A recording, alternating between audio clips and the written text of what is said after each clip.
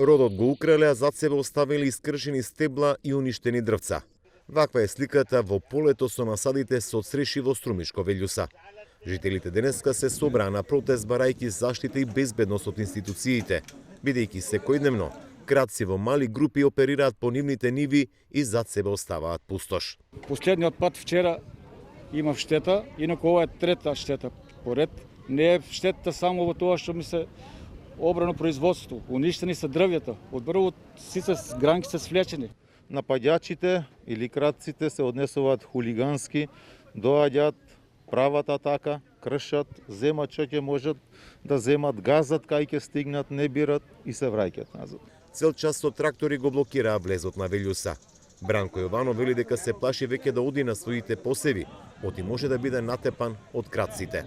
Вајден се одам, што сам ќе одми шо ако најдам 5 души. Ти или мене ќе ме тепете или јас не ќе идем. Што ја што кажа? Да на твоето да ти биде страх да дојдеш. На земјоделецот работното место му е на нива. А замисли, човек не смее сам да појде на работното место. Значи мораме да бидеме фамилии, мора да бидеме во придружба и така.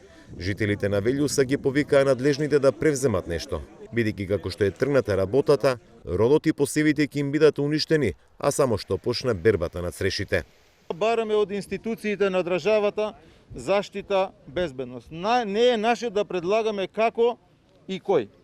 Си има нивоа на власт, си има судска, законодавна, извршна власт, они знаат кој може тоа да го регулира. Ние бараме, напишавме и пароли на своето, свои да бидеме. Проблемот со кражбите во аторот на Струмишко Велјуса е стар неколку години. Жителите се сомневаат дека крадците се мала група од соседното село Баница. Порано со стапови ги чувале своите посеви, но сега не сакаат да има поголеми инциденти. Речиси секое семејство во Струмишко Велјуса одгледуваат цреши. Имаат засадано најмалку 200 хектари.